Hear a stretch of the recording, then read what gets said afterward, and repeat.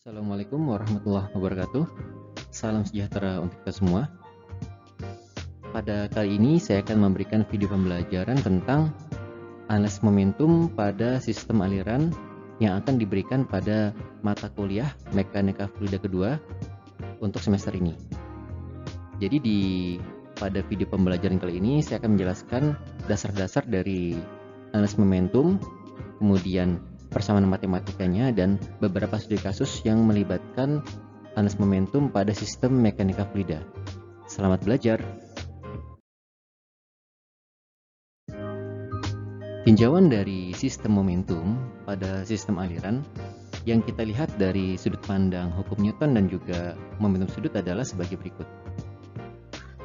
Jadi misalkan ada sebuah bola yang kemudian bergerak dengan kecepatan v ya, dengan massa m dan kecepatan v.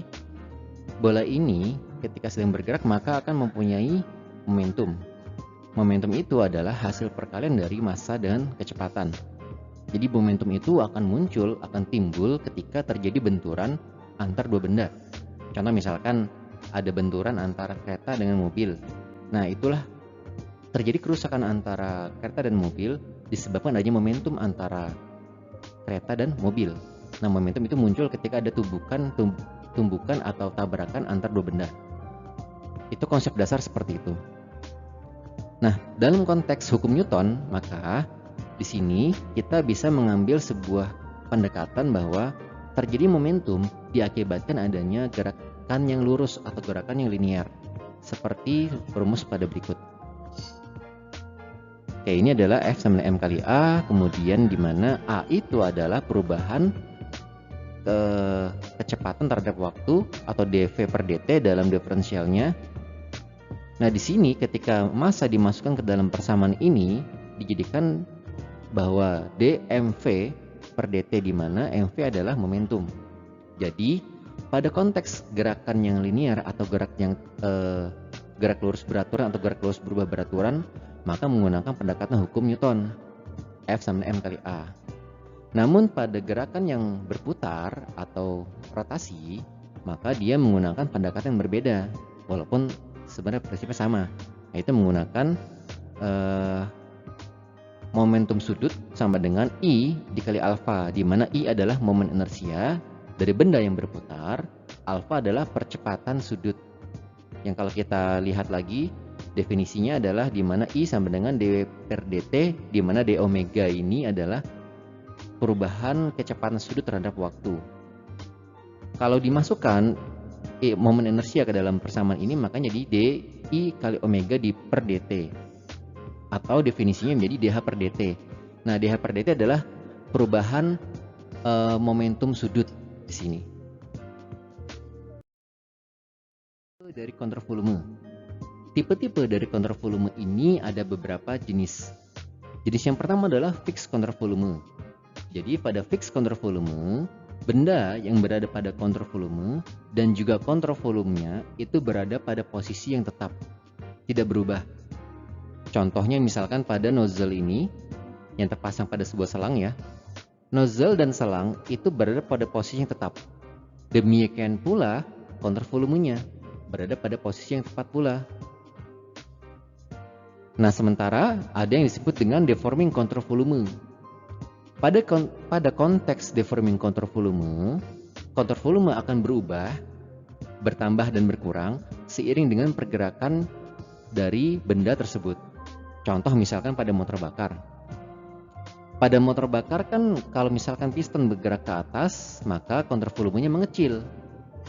Tapi kalau saat piston bergerak ke bawah, ke sini bergeraknya ya, maka kontravolumenya jadi membesar. Begitu seterusnya. Jadi deforming kontravolume ini adalah kontravolume yang berubah, bertambah dan berkurang seiring dengan pergerakan dari benda yang ada di dalam kontravolume tersebut. Untuk yang ketiga, ini adalah moving kontravolume. Pada moving kontravolume, si benda dan kontravolumenya bergerak. Jadi berpindah posisi, berpindah tempat seiring berjalannya waktu. Itu disebut dengan moving kontravolume. Misalkan pesawat ini kan bergerak ya. Misalnya dengan kecepatan v, kemudian ada gerak relatifnya juga, ada gerak dari kontravolumenya juga, dan seterusnya. Jadi pesawat ini adalah salah satu contoh dari moving control volume. Dalam konteks mekanika fluida 2, kita pakai kemana Pak? Kita akan lebih masuk kepada fixed control volume. Sementara untuk yang deforming control volume dan moving control volume, ini nanti akan masuk pada konteks ke simulasi numerik. Sementara kan kita masih di Mefluido ini kan masih masuk ke sistem yang perhitungan manual ya, di atas kertas, maka lebih banyak kita masuk ke fixed control volume. Mungkin nanti sedikit dibahas tentang bagaimana deforming control volume dan juga moving control volume, tapi akan lebih difokuskan pada fixed control volume. Gaya-gaya yang bekerja pada sebuah control volume ada beberapa jenis. Kita ambil contoh misalkan pada sebuah sistem perpipaan ya, seperti ini, di mana pada perpipaan tersebut ada fluida yang mengalir dalam pipa, yang kalau kita gambar diagram gaya-gayanya, maka jadi seperti ini. Jadi dalam sebuah pipa itu ada beberapa jenis gaya. Yang pertama adalah pastinya ada gaya berat dari fluida dan juga dari pipa. Gaya berat yang ke arah gravitasi ya. Kemudian dalam control volume ini ada lagi gaya berupa gaya permukaan, yaitu gaya gesekan antara fluida dengan pipa. Nanti ini akan dipengaruhi oleh banyak hal, misalkan seperti satu kekasaran pipa, jenis pipa, kemudian kecepatan aliran fluida, tekanan dan sebagainya. Jadi dalam satu pipa sendiri pun akan ada banyak gaya yang bekerja pada control volume ini. Dan kalau ditulis dalam persamaan matematika menjadi seperti ini. Misalkan sigma F sama dengan jumlah gaya-gaya yang bekerja pada bodi atau bagian dari control volume tersebut, atau bagian tubuh ya, kan bodi kan tubuh ya, bagian tubuh dari control volume dengan bagian permukaan dari control volume. Nah, gaya-gaya ini bisa kita pecah menjadi beberapa bagian yang kalau kita tuliskan dalam persamaan matematika jadinya seperti ini. Sigma atau integral CV rho G dV, di mana ini adalah persamaan yang diakibatkan oleh gaya gravitasi terhadap control volume. Kemudian adalah integral CS tau IJ NdA, di mana ini diakibatkan oleh adanya gesekan atau gaya pada permukaan control volume diakibatkan oleh aliran fluida. Dan jenis-jenis gayanya adalah, pertama adalah gaya gravitasi, itu termasuk pada body force. Kemudian yang termasuk pada gaya surface atau gaya yang bekerja pada permukaan control volume ada gaya tekanan, ada gaya viskos atau kekentalan dari fluida yang mengalir dalam pipa, itu nanti akan ada gesekan-gesekan dengan permukaan pipa. Kemudian adalah gaya lain-lain, misalkan ada gaya tekanan, kemudian ada gaya, misalkan ada gaya lossesnya dan lain sebagainya. Ini akan termasuk pada gaya lain-lain. Jadi ada gaya body atau gaya gravitasi, ada gaya tekanan, gaya viskos dan gaya lain-lain yang termasuk kepada gaya permukaan dari atau gaya permukaan yang bekerja pada sebuah control volume. Persamaan momentum linear. Nah, sekarang kita akan belajar bagaimana cara menemukan atau menurunkan persamaan momentum linear dari sistem aliran fluida pada sebuah sistem fluida. Yang pertama, kita di sini punya sebuah sistem yang disebut dengan faucet ya, atau keran. Faucet ini punya spigot ya, berupa pengaturan katup, dan ada bolts di sini untuk mengikat atau memantapkan atau menautkan pipa dengan faucetnya. Di sini ada sebuah control volume, ada control volume A, yaitu aliran fluida yang berada dalam pipa, dan ada control volume B, yaitu adalah faucet dan juga spigotnya. Nah, pada sistem ini akan berlaku sebuah hukum Newton, di mana hukum Newton itu adalah sigma F sama dengan M dikali A, di mana A itu adalah dV per dt kan, perubahan kecepatan terhadap waktu. Kalau kita masukkan variabel M kepada dV, maka adanya mV per dt. Atau dengan kata lain bisa kita katakan bahwa jumlah gaya-gaya yang bekerja pada sebuah sistem akan sama dengan perubahan momentum pada sebuah sistem tersebut. Ini dalam konteks persamaan hukum Newton atau persamaan momentum linear, yang dimana momentum linear itu adalah gerakan dari sistem tersebut tidak ada rotasinya atau tidak ada putarannya. Contoh misalkan aliran air dalam sebuah pipa seperti ini kan tidak berputar kan, aliran air mengalir begitu saja. Kemudian kita lakukan semacam rekayasa matematika pada persamaan ini, di mana kita ingin mengetahui jumlah dari seluruh sistem ketika sedang mengalir air dalam pipa ini, maka kita bisa berikan integral. Jadi integral ini filosofinya adalah sebuah akumulasi dari seluruh kejadian yang terjadi pada sistem keran ini. Maka nama integral sistem. Integral sistem rho v dv, di mana dapat dari mana nih? Rho kali v dapat dari M ya. M itu kan rho kali v, dv per dt itu kita jadikan integralnya di sini. Jadilah seperti ini persamaannya. Kemudian kalau kita ingat pada pelajaran di Mac plus 1 yaitu tentang teorema Transport-Reynolds, ada persamaan seperti ini, di mana ini persamaan menyatakan adanya perubahan kontur volume dan perubahan kontur surface dapat kita matematikakan dengan persamaan ini. Dan kemudian kalau kita kontekskan persamaan Transport-Reynolds ini, jadi dB sistemnya ini dan B kecilnya di sini kita ganti dengan persamaan yang sedang kita kaji sekarang, maka menjadi seperti ini persamaannya.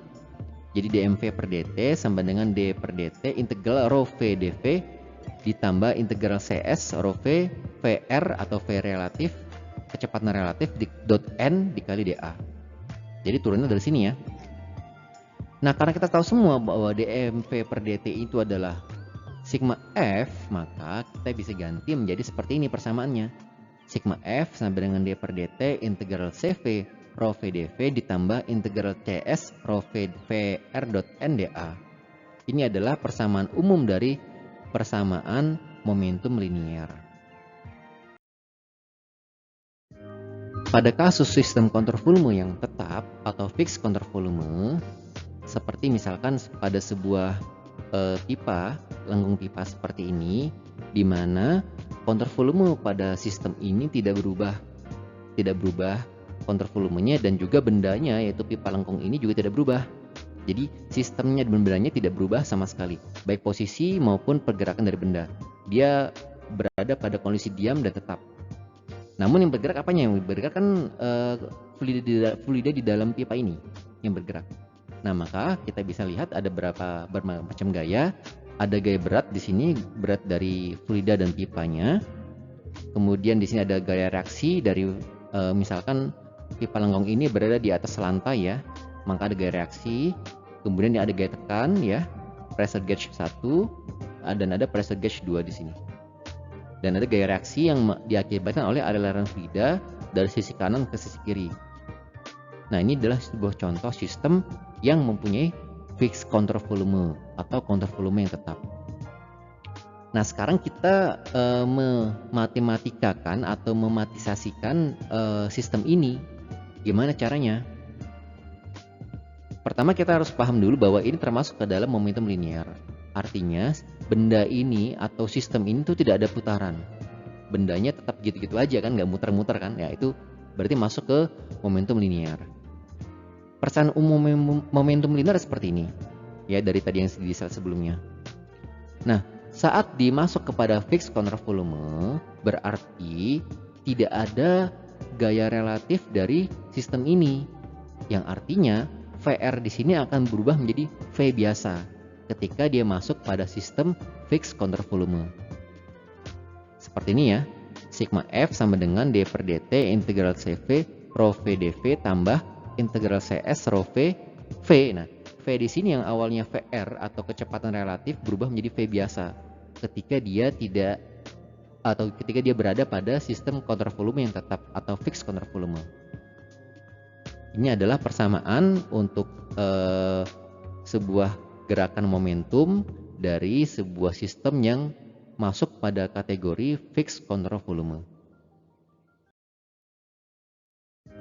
Pada kasus aliran fluida yang steady atau tetap konstan terhadap waktu, seperti pada contoh gambar ini, jadi di sini ada sebuah sistem yang fixed control volume, artinya control volume tetap dan dia alirannya steady. Jadi dia dari waktu pertama mengalir sampai waktu ke 1 juta itu dia alirannya tetap tidak berubah. Nah, misalkan di sini ada gambar, di sini adalah in-nya, di sini adalah masuknya di pada M1V AVG itu average ya. M1.V average 1 di sini ini masuknya, dan di M2.V average 2 di sini masuknya ya. Kemudian keluarnya ada di sini M3V average 3, M4V average 4 dan M5V average 5. Jadi di sini kalau di sebelumnya kan kita saat kita menjauh sistem kan ada aliran fluida aja masuk M dot ya ke sini. Sekarang fluidanya bukan hanya sebagai M dot saja tapi ada momentumnya, maka ditambahkan M kali V di sini. Bedanya di situ dengan McFlow 1 ya. Jadi M kali V adalah momentum aliran fluida yang linear, Oke, kita tahu semua bahwa persamaan umum untuk momentum linear pada sistem fluida seperti ini. Namun karena dia pada aliran steady, maka poin ini akan dicoret. Karena kan dia ada d per dt-nya. D per dt ini tidak akan berlaku pada konteks aliran yang steady. Itu yang pertama. Yang kedua, pada konteks VR ini, kan ini alirannya fixed control volume. Maka VR akan berubah jadi apa? Jadi V. Akan jadi V biasa di sini. Tetap vektor tapi ya, V biasa tapi ada vektornya tetap. Sehingga persamaan ini yang nanti ini seperti ini, kan tadi udah hilang ya d per dt di sini ya. Ini udah hilang d per dt-nya. Nanti ini akan berubah jadi V biasa. Ini akan berubah jadi V biasa di sini. V vektor tapi V biasa. Nah, kita tahu semua bahwa rho dikalikan dengan V dot n di sini, ini adalah definisi dari mass flow rate atau aliran massa. Di mana M dot ini sama dengan integral AC rho ini mass jenis, V yang awalnya VR ya, awalnya VR jadi V biasa dot N kali dA, ini akan menjadi mass flow rate di sini. Nah, kita tahu semua kan di McFlow 1 mass flow rate apa? Artinya rho VA, di mana mass jenis dikalikan kecepatan rata-rata dari aliran fluida dan luasan dari pipa penampang. Kalau kita modify lagi persamaannya jadi seperti ini, di mana integral AC dikali rho V, di mana tadi kan kita baru masukin rho-nya aja, V-nya belum masuk ya di sini ya. Nah, kita masukin V-nya di sini. V masuk jadi rho V dikali V dot N DAC. Nah, jadi udah jadi momentum nih. Kalau yang tadi di sini ini masih persamaan mass flow rate aja. Ini udah jadi momentum di bawahnya, ini momentum. Kemudian sama dengan rho VA kali VA lagi. Jadi V-nya double. Rho V average dikali AC adalah luas penambang pipa dikalikan V average lagi tapi vektor. Nah, rho VA ini kan adalah mass flow rate yang di atas ini kan ya. Makanya persamaan jadi M dikali V average saja. Ini adalah M kali V, balik lagi ke M kali V ya. Jadi kalau steady flow, dia balik lagi ke persamaan M kali V lagi. Faktor koreksi momentum flux ya. Jadi ternyata pada sistem aliran momentum linear terdapat sebuah faktor koreksi. Kenapa ada faktor koreksi? Pastinya kalau ada faktor koreksi berarti persamaan matematika yang didefinisikan selama ini ada sedikit ketidaktepatan. Maka didefinisikan adanya faktor koreksi pada momentum linear. Nah, misalkan pada sebuah aliran pipa seperti ini ya, tentunya kita tahu semua ya dari slide sebelumnya bahwa persamaan umumnya untuk momentum linear adalah seperti ini. Sigma F sama dengan d per dt integral CV rho V dV ditambah integral CS rho V VR dot N dA. Tentunya kalau misalkan dia steady ada sedikit perubahan di sini, tidak berlaku d per dt dan Kalau dia fixed counter volume, maka VR berubah menjadi V biasa ya, atau kecepatan biasa, tidak kecepatan relatif. Nah,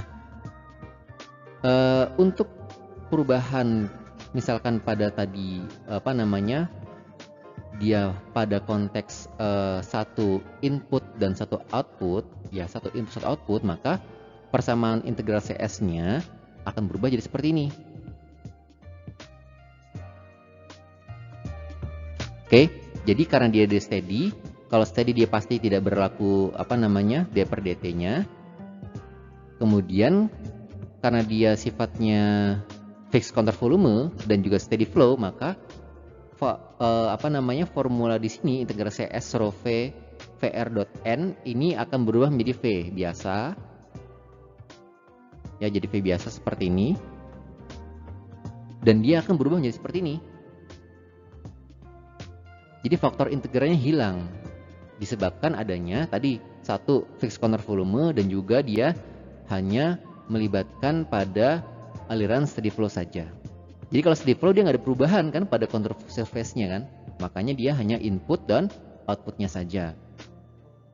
Dalam konteks ini misalkan kasusnya adalah satu input dan satu output.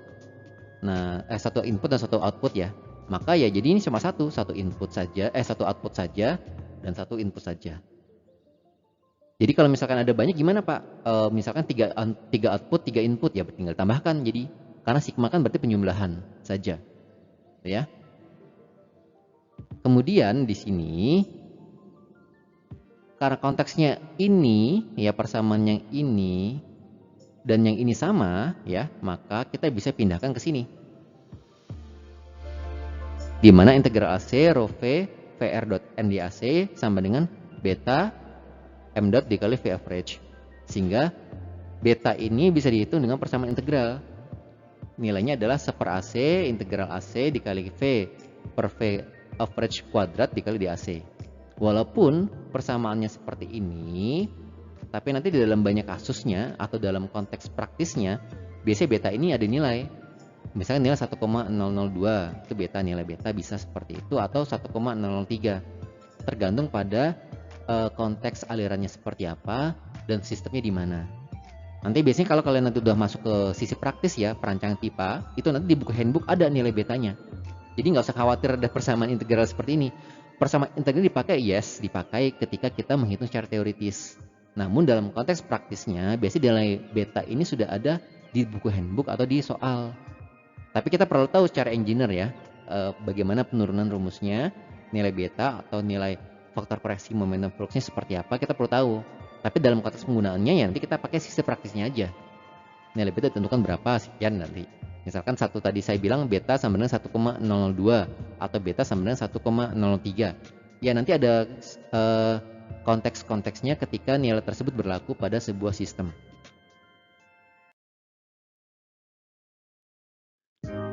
Pada kasus aliran fluida yang steady dan juga hanya mempunyai satu inlet dan satu outlet, maka persamaan momentum linearnya akan jadi seperti ini. Pertama-tama di sini ada sebuah, kita asumsikan ya bahwa ini adalah fixed counter volume. Fixed counter volume artinya dia counter volumenya tetap tidak berubah-ubah. Fixed counter volume dan juga ini hanya mempunyai satu inlet dan satu outlet di sini. Jadi satu tempat masuk dan satu tempat keluar. Persamaan momentumnya akan jadi seperti ini. Jadi sigma F sama dengan M dot dikalikan beta 2, ini ada beta 2 adalah faktor koreksi momentumnya, dikali V2 dikurangi beta 1 dikali V1. Jadi persamaan momentumnya untuk satu inlet dan satu outlet itu akan menjadi seperti ini. Sigma F sama dengan M dot dikali beta 2 dikali V2 dikurangi beta 1 dikali V1.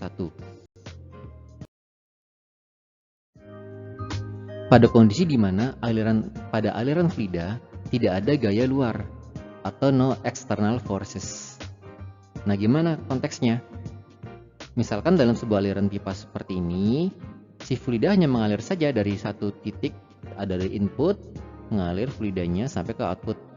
titik pertama sampai titik kedua. Jadi tidak ada gaya-gaya luar seperti misalkan gaya panas, kemudian ada dikasih panas dari luar, atau kemudian ada sebuah tambahan katup dari luar, misalkan tambahkan valve di sini. Jadi sama sekali tidak ada gaya luar yang bekerja pada aliran fluida ini. Tidak ada gaya luar ya sama sekali. Jadi dia fluida hanya mengalir saja di dalam sebuah pipa tanpa adanya campur tangan dari luar, entah itu berupa panas ataupun berupa gaya hambatan yang diberikan dari luar sistem. Nah, kalau begini berarti gimana caranya? Caranya adalah pertama kita harus tahu ya, ini persamaan umumnya di mana konteksnya sudah dipindahkan tadi fixed counter volume ya, satu konteks fixed counter volume, sehingga kalau fixed counter volume formula ini berubah jadi seperti ini yang tadi nih. Ya tadi integral counter surface berubah jadi seperti ini. Kemudian kita harus paham bahwa ketika tidak ada gaya eksternal yang bekerja pada sebuah sistem, maka perubahan momentum linear pada sebuah sistem ini akan sama dengan perubahan momentum yang masuk ke dalam sini dan momentum yang keluar dari sini. Jadi yang awalnya kan ada gaya eksternal nih, kan jadi agak lebih kompleks kan analisisnya. Tapi kalau tidak ada gaya eksternal, maka perubahan volume pada sistem yang ini itu hanya bergantung pada outputnya saja dan inputnya saja, sehingga kita bisa bikin persamaan jadi seperti ini. Nah, jadi ini awalnya kan rho V ini kan M ya, ini M. V itu kan adalah kecepatan sini. Nah, sekarang kita masukkan semua menjadi persamaan biasa, integralnya hilang. Karena apa? Karena nggak ada gaya luar. Jadi integrasi ini hilang, tidak ada gaya luar. Jadi dmv per dt ditambah ini. Lebih sederhana, tidak ada integral. Kenapa tidak ada integral? Karena gayanya cuma input sama output tok. Input dan output saja, tidak ada gaya lain-lain. Maka integral hilang di sini.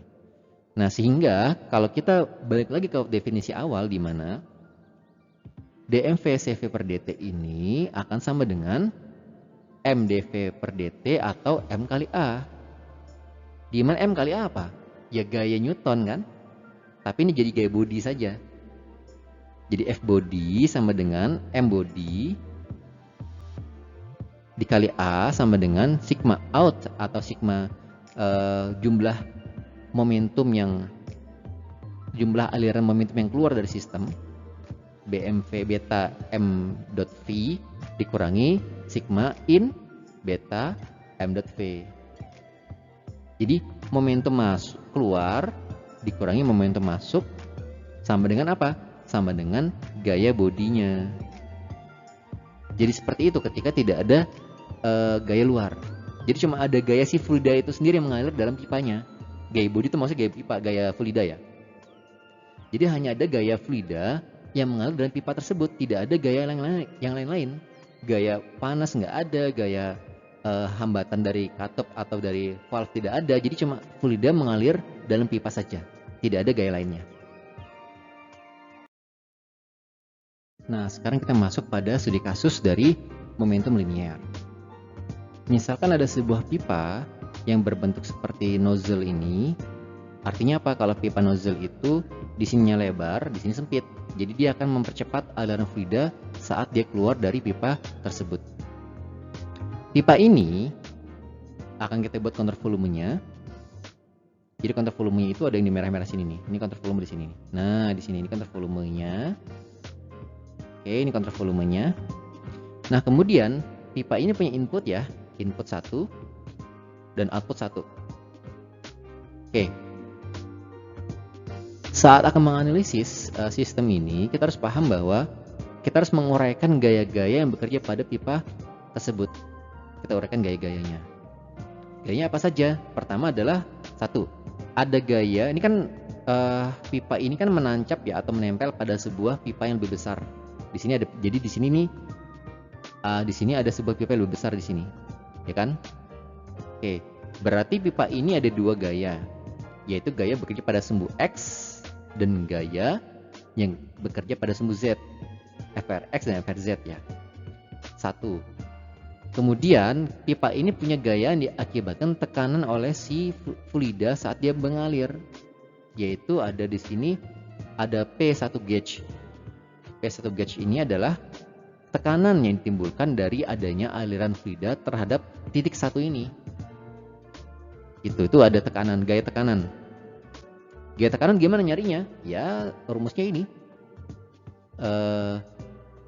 P sama dengan F per A ya. F per A. Ya kan, sehingga F sama dengan P kali A. Sama dengan P dikali A. Nah, ini adalah gaya yang muncul akibat adanya tekanan pada si titik satu ini.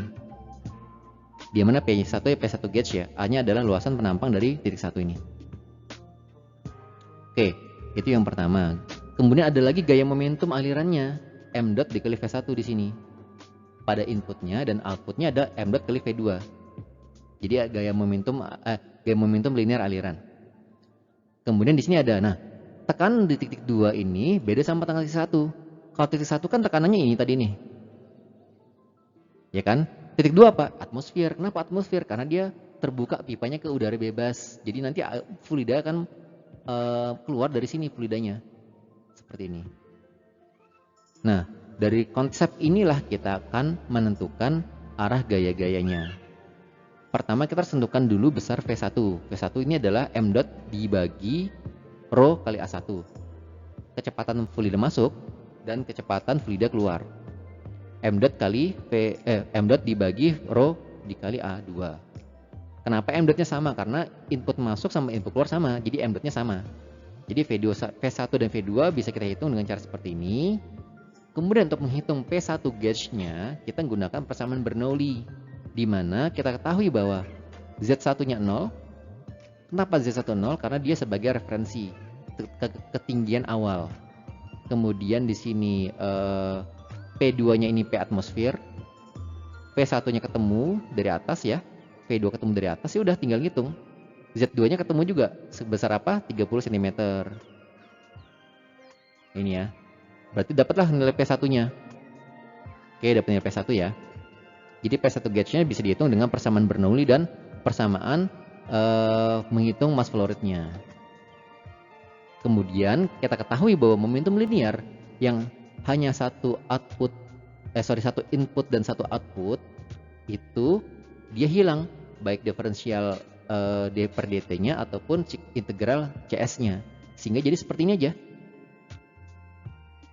Oke, nah yang menarik adalah kita harus menganalisisnya, arah sumbu x dan sumbu z-nya, di mana pada sumbu x-nya itu ada frx ya. Frx ini muncul dari sini, gaya yang menahan si pipa untuk nggak lepas itu dari pipa utama pada sumbu x, frx, yang kita nggak tahu besar berapa. P1 gauge ini kita bisa dapatkan dari sini. Nah, persamaan Bernoulli yang ini. Kalau A1 ya luasan pipa ya. Dikata di soal. Nah, beta ini biasanya nilai bervariasi, anggaplah 1 betanya nilainya ya. Anggap betanya nilai 1. Kemudian M dot V2 ya tinggal hitung dari sini. Cos theta itunya 30. Beta M dot V1-nya nilai sekian. Nah, di sini yang menarik adalah FRX ini ditambahkan P1 gauge. Ini kan input ya. Jadi sigma F itu kan definisinya sigma F adalah ini. FRX, ini saya hapus semua ya. Ini saya hapus biar kelihatan maksudnya gambar tulisannya. Oke. Oke ya. Jadi balik lagi sini.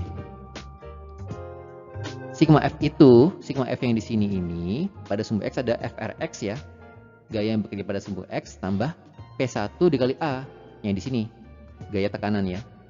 Sama dengan sigma out di sini M beta M dot kali V2 cos theta. Kok cos theta? Kenapa jadi cos theta? Karena di sini di outputnya di sini pada sumbu X dia berada di bawah sudut, jadi cos theta. Dikurangi apa? Beta M dot V1. Kok minus Pak, dari mana? Dari sini nilainya. Jadi ini output dikurangi input. Sesimpel itu. Jadi Anda di sini pada momentum linear nggak dipikirkan plus minusnya, hanya ikutin rumus awalnya saja. Kalau outputnya positif, inputnya negatif, ya diikutin aja. Langsung dari seperti ini. Nah, untuk FRZ-nya itu hanya ada satu komponen, yaitu beta m dot V2 sin theta. Dari mana sin theta? Karena dia pada sumbu X ini. Jadi kalau kita pecah di sini nih, ini saya hapus dulu sini ya. Oke, saya hapus dulu di sini. Nah, kita pecah ya di sini ya. Jadi pertama ini sumbu X ya. Sumbu Z. Ini sumbu X. Nah, di sini theta, di bawah sini theta. Jadi M V2 dikali cos di bawah sini. Kalau di sini jadi M V2 kali sin theta. Nah, seperti itu ya. Jadi seperti itu dapatnya FRZ beta M V2 dikali sin theta. Torsi dan momentum sudut. Nah, jadi bedanya momentum sudut dengan momentum linear adalah kalau momentum linear itu kan gerakannya linear. Jadi si benda, massa, dan kecepatan V gerakan linear. Nah, momentum sudut ini berarti ada putaran. Ketika ada putaran muncullah momentum sudut. Konsepnya adalah kalau misalkan ada sebuah benda berputar ya, maka dia akan punya yang namanya kecepatan sudut omega kali R.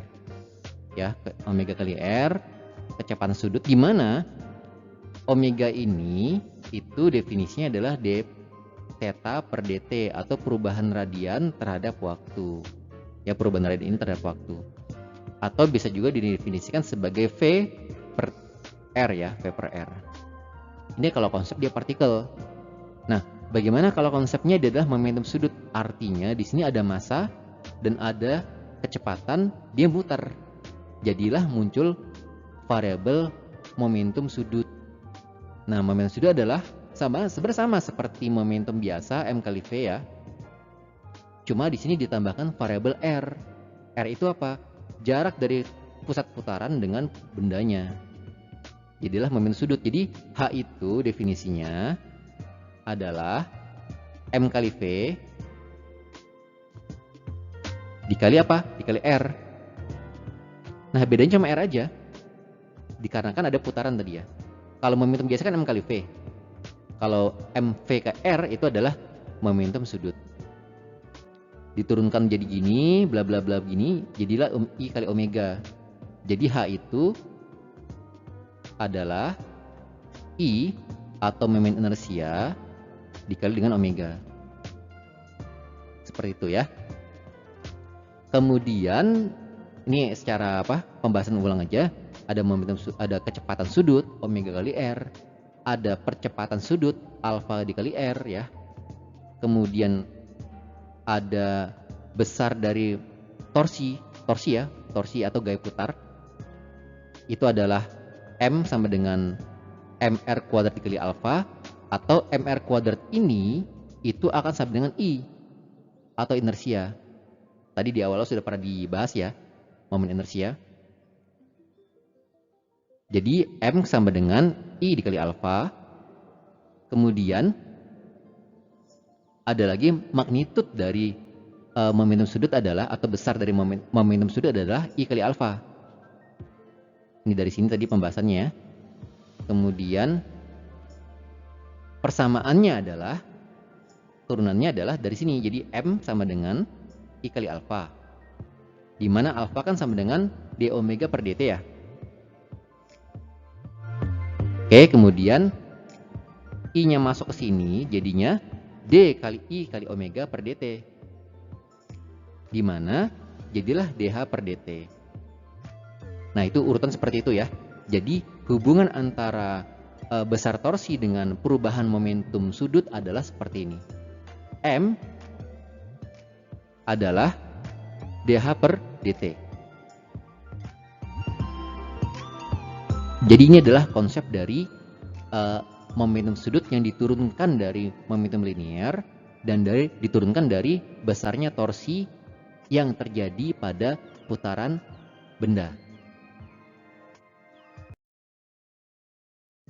Masih pada konsep torsi dan momentum sudut, tapi dalam studi kasus dia gerakan shaft ya, atau gerakan sebuah rotor yang berputar. Misalkan ada sebuah shaft ya, dengan baling-balingnya di sini, dia punya kecepatan sudut sebesar 2V kali N. Nah, berarti W shaft atau kerja dari shaft itu akan sama dengan omega dikali M. Nah, dari mana ini? Turunannya dari sini. Pertama kita punya angular velocity versus RPM ya. Jadi di sini adalah kecepatan sudut dalam radian per menit 2Vn. Nah, kalau dia dalam per sekon berarti 2V per 60 ya. Ini omeganya. Kecepatan sudut dalam radian per menit 2Vn atau 2V per 60 dalam radian per sekon. Kemudian kalau dia dalam konteks W shaft atau kerja shaft itu akan sama dengan omega atau kecepatan sudutnya dikalikan dengan M. M itu apa tadi? Torsi ya, torsi yang tadi sebelumnya, I kali alfa. Yang tadi di slide sebelumnya. Oke. Kemudian sama dengan W ini adalah 2Vn. Dari sini. Jadinya 2Vn dikali M untuk kerja dari sebuah shaft yang berputar. Kemudian ada lagi istilah namanya energi kinetik rotasi, sama dengan apa? Setengah dikali I dikali omega kuadrat. Ya. Kemudian ada lagi percepatan sentripetal, adalah V kuadrat per R atau sama dengan R dikali omega kuadrat. Nah, ini adalah variabel-variabel yang akan kita gunakan saat kita menganalisis momentum sudut atau benda yang memiliki momentum tapi dia berotasi atau berputar. Sekarang kita masuk kepada persamaan dari momen momentum. Nah, momen momentum ini sebenarnya sama dengan konsep yang sebelumnya, cuma memang bedanya di sini kita ingin melibatkan gaya yang menyebabkan putaran sebuah benda dan juga apa? Momentumnya. Jadi ada gaya yang menyebabkan putaran sebuah benda, momen gaya, plus momentumnya, jadi momen momentum. Konsepnya adalah seperti ini. Jadi misalkan ada sebuah benda di sini ya, ini ada pusat rotasi, diberikan sebuah gaya sebesar F ya, maka saat sebuah benda yang berotasi diberikan gaya sebesar F, muncullah sebuah momen gaya. Momen gaya besar apa? R kali silang V. F ya. Kebalik-balik saya. R dikali silang F ya. Nama momen gaya. Nah, momen gaya ini itu karena dikali silang maka dapat dinyatakan juga sebagai F kali R kali sin theta. Jadi kali silang ini sama dengan sin theta. Ya, jadi sin theta di sini.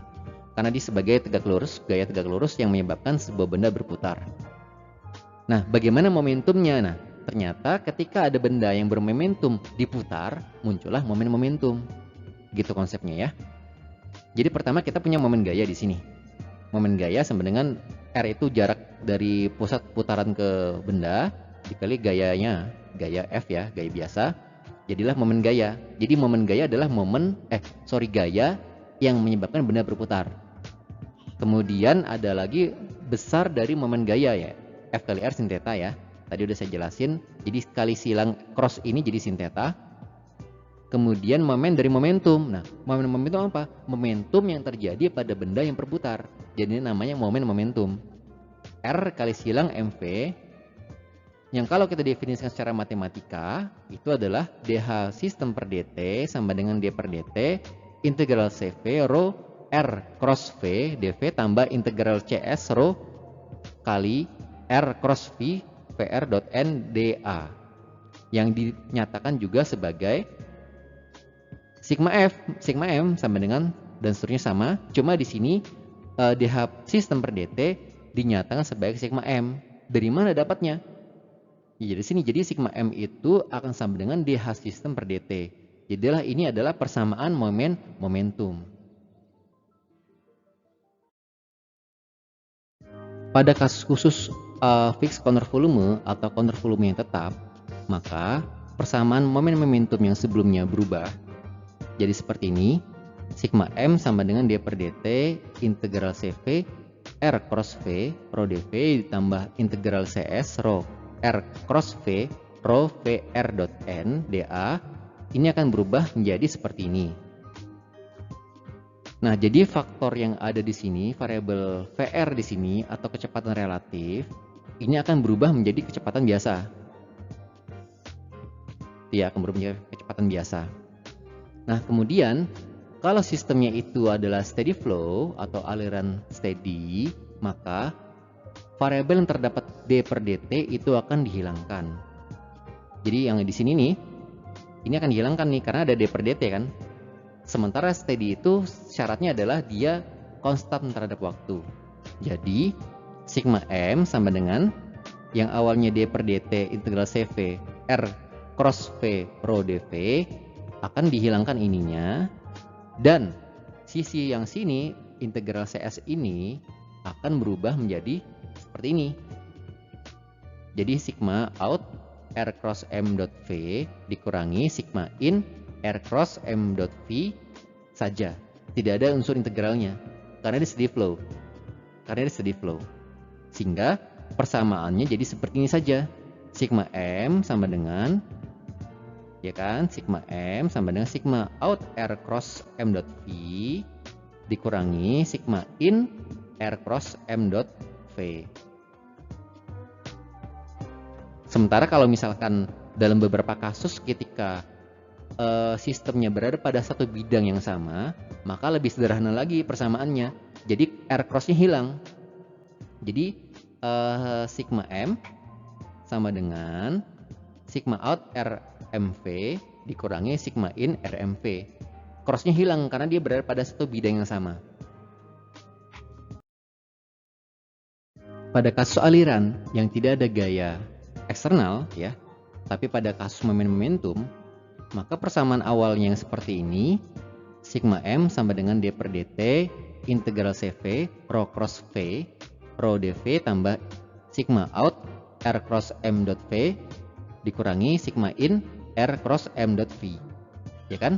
Ini akan berubah karena kan nggak ada gaya eksternal, otomatis sigma m-nya di sini adalah 0 karena tidak ada gaya eksternal, sehingga konsepnya sama seperti tadi. Jadi seluruh gaya-gaya momentum yang bekerja pada sebuah sistemnya akan sama dengan momentum yang masuk dan sama dengan momentum yang keluar.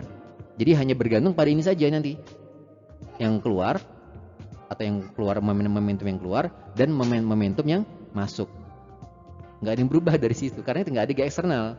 Nah, sehingga otomatis sisi persamaan yang ini akan berubah juga. Jadi seperti ini. Jadi dh cv per dt ditambah sigma r cross m dot v dikurangi sigma out r cross m dot v. Jadi ini akan berubah menjadi h. Sama seperti tadi yang sebelumnya tadi jadi m ya. Yang di momentum linear kan jadi m karena dia momentum linear. Kalau di sini jadi h karena dia momentum sudut. Oke. Kemudian jadi penurunan sama dengan yang tadi konsepnya. Jadi m body atau momen pada aliran fluida akan sama dengan i body atau inersia pada benda atau fluida yang mengalir dalam sebuah sistem dikalikan dengan percepatan sudutnya. Akan sama dengan itu tadi, sigma out r cross m dot v dikurangi sigma in r cross m dot v juga. Ini adalah kasus ketika tidak ada gaya eksternal yang bekerja pada sebuah benda. Adalah seperti ini konsepnya. Pada kasus studi case atau pada case tadi yang terakhir, kita akan belajar aplikasi dari momentum pada sebuah sistem aliran fluida. Misalkan di sini kita punya sebuah pipa berbentuk siku-siku seperti ini ya, yang akan mengalirkan pipa ke luar ya. Jadi ada sebuah sistem pipa, kemudian pipa ini akan pipa yang berbentuk siku-siku ini dapat mengalirkan pipa ke luar dari pipa utama. Dengan panjang pipa awal adalah 2 meter, pipa yang vertikal, dan panjang pipa yang horizontal 1 meter. Kemudian fluida keluar dari pipa sebesar 3 meter per sekon kecepatannya, dan luas penampang pipa sebesar 10 cm untuk pipa yang di vertikal maupun pipa yang horizontal. Di sini kita diminta menghitung berapakah gaya momen yang bekerja pada A ini. Ingat gaya momen apa? Gaya momen adalah gaya yang menyebabkan sebuah benda berputar. Jadi kalau Anda perhatikan di sini, dari pipa utama sini kan ada aliran fluida ya, ke pipa ini ya. Maka si pipa berbentuk huruf L ini harus menahan supaya jangan sampai si pipa L ini lepas dari pipa utama. Nah, bagaimana caranya ya? Kita sebagai seorang engineer harus merancang berapa besaran momennya yang dibutuhkan supaya si pipa L ini tetap berada pada tempatnya, nggak lepas gitu ya. Jadi kita harus menggambar gaya-gayanya. Pertama adalah titik momen A di sini yang akan menyebabkan adanya momen putar di sini, MA. Kemudian ada juga P1 kali gauge, P1 gauge kali A ya, atau gaya yang diakibatkan oleh tekanan. Saya pernah jelaskan di slide sebelumnya ya, di case tadi yang momentum linear. Kemudian ada gaya berat A dan ada gaya berat pipa yang vertikal dan gaya berat pipa yang horizontal. R1 atau panjang pipa yang vertikal adalah 2 meter atau sebagai R2 di sini. R1-nya adalah sebesar 0,5 meter. Diasumsikan gaya beratnya adalah setengah panjang dari pipa yang horizontal. Di sini ada juga gaya momentum yang masuk M dot kali V1 dan ada gaya momentum yang keluar M dot kali V2. Setelah semua kita gambar, sekarang kita pindahkan ke sistem momentum yang sudah kita pelajari sebelumnya. Jadi kita punya gaya sebesar ini ya. Jadi karena dia steady flow 1 dan juga fixed counter volume, maka dia persamaan berubah jadi seperti ini. Dengan catatan kita tetap menggunakan persamaan konsep tangan kanan. Di mana konsep tangan kanan itu kalau dia searah jarum jam negatif, kalau dia berlawanan arah jarum jam positif. Oke. Nah, gimana caranya? Pertama-tama kita gambar seperti ini dulu. MA itu dengan WA tidak akan berpengaruh. Jadi WA tidak kita ikutkan di sini. Ya. Jadi yang kita pakai cuma W saja. Jadi MA ya, MA di sini. Titik sini adalah MA ya, titik MA di sini. MA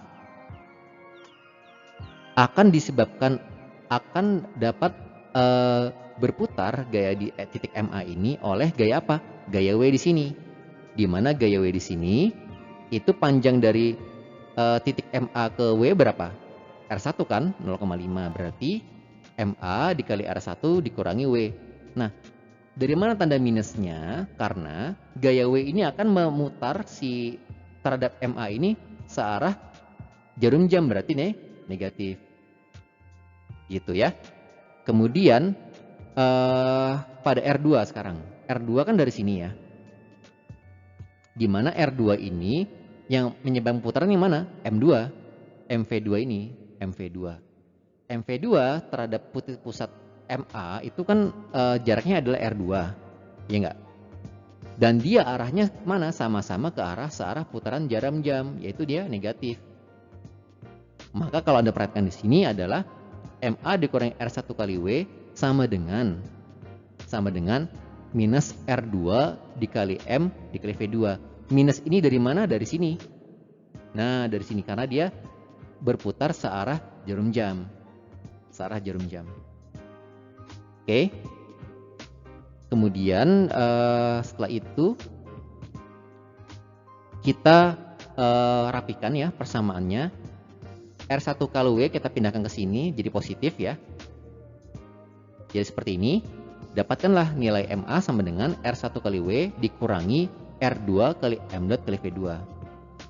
Ini adalah momen di titik A. Nah, bagaimana kalau kita ingin mencari tahu berapa sih panjang pipa yang dibutuhkan ketika kita ingin membuat MA ini 0? Gimana caranya? Berapa panjang pipanya? Ya tinggal kita cari, berarti adalah MA jadi 0.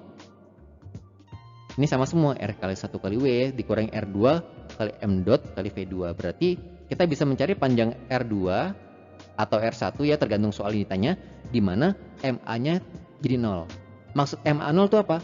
MA0 adalah tidak ada putaran di sini. Artinya benar-benar si pipa ini terpasang dengan sangat cermat, dengan kuat pada pipa utama. Jadi ini pipanya nggak akan lepas. Atau MA sama dengan 0. Demikianlah video pembelajaran kali ini tentang analisis momentum pada sistem aliran. Kemudian Anda bisa belajar lebih jauh tentang materi kali ini pada buku Cengel Cimbala ya. Judulnya Fluid Mechanics Fundamental and Application, terbitan McGraw-Hill tahun 2014. Sampai ketemu pada video selanjutnya.